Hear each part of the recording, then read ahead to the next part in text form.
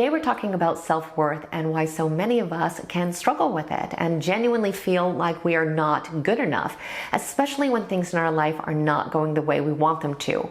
We'll talk about some of the most common traps that can pull us into thinking this way, how it can affect our life and our relationships, and most importantly, how we can learn to cultivate a deep sense of inner worth that is unshakable and completely independent of external factors so that we can finally experience true self-acceptance. But first, if you're new here, my name's Nina. I help people transform their lives through understanding their own psychology. So if that's something that you may find beneficial, don't forget to hit the subscribe button down below.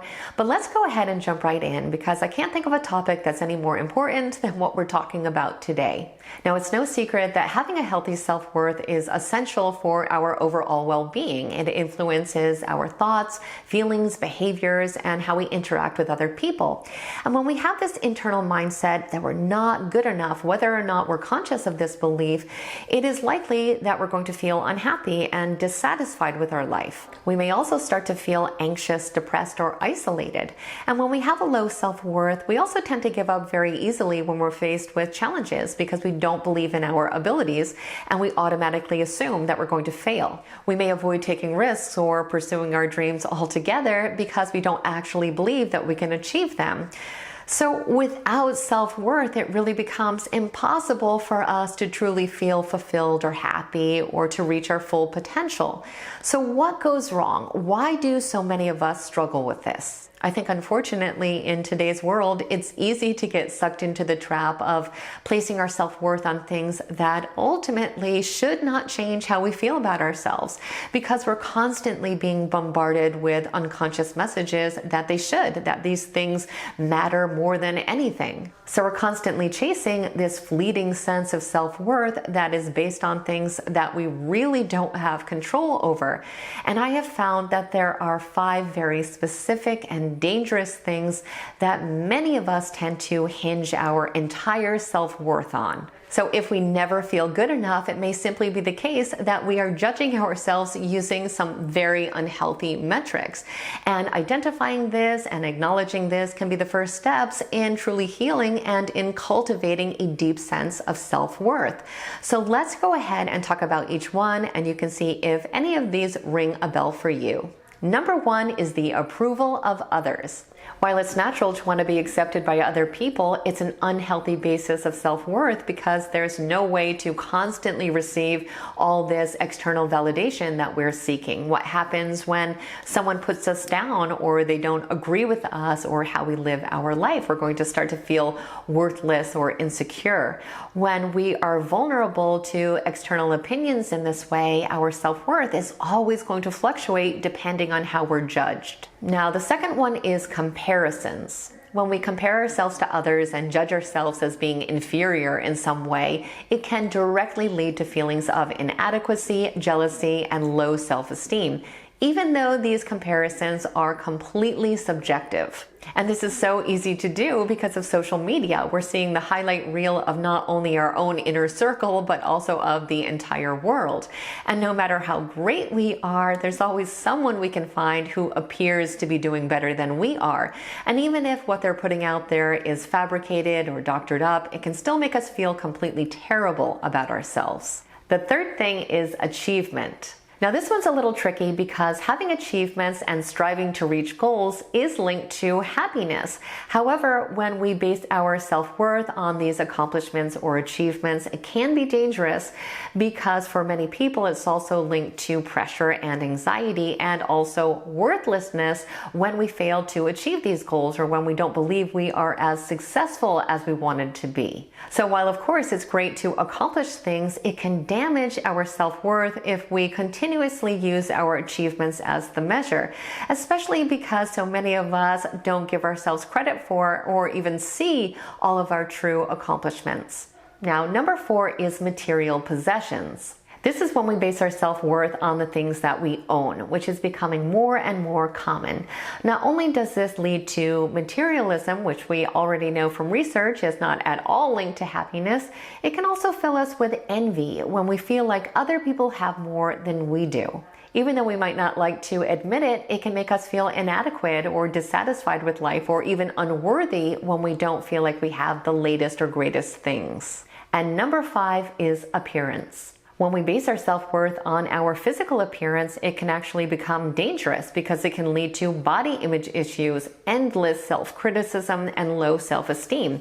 We can start to become obsessed with what we believe to be our physical flaws and begin to become depressed and anxious when our body naturally starts to change or we begin to get older. It's understandable why we may feel this pressure because society often promotes a completely unrealistic standard of beauty, which can make us feel like our own appearance is simply not good enough. But when we buy into these standards or actually judge ourselves against them, that's when it becomes detrimental. Now, if we're honest with ourselves, we can probably recognize that many of these things are affecting us and affecting our self-worth. And if that is the case, we have to remember that self-worth really does need to come from within. We are worthy of love and respect regardless of what we achieve or what we look like or what other people think of us. So let's go ahead and talk about some strategies for cultivating a deep sense of self-worth if that's something we feel we're struggling with. The very first thing we need to do is to start practicing self-compassion. Self-compassion involves treating yourself with kindness and understanding even when you make mistakes or face setbacks. When we practice self-compassion, we cultivate a true sense of love and acceptance for ourselves, which is truly the foundation of healthy self-worth. Now, the second thing is to challenge negative thoughts. When we start to have negative thoughts about ourselves, we need to challenge their validity. We need to ask ourselves if they are truly accurate or if they're based on unrealistic expectations or harsh self-judgments. We need to get into the habit of spotting these negative thoughts and then replacing them with more positive and realistic ones. And if that's something that you need a little bit of help with, I do have an entire video that explains exactly how to do this. I will go ahead and link it down in the description box below. Now, the third thing we can do is to focus on our strengths. No matter what we think about ourselves right now, it is true that we all have unique gifts and talents, and it can be highly beneficial for our self-esteem if we sit down and identify and acknowledge these things, whether they be our personal characteristics, our skills, or even our accomplishments. When you think of these things, write them down in a journal or keep a list on your phone and remind yourself of your strengths on a regular basis. This is going to help you to recognize your value and help you to build a healthy and positive self-image. Another thing we can do is to engage in self-care. This, of course, includes eating well, exercising, getting enough sleep, and engaging in activities that bring us joy and relaxation.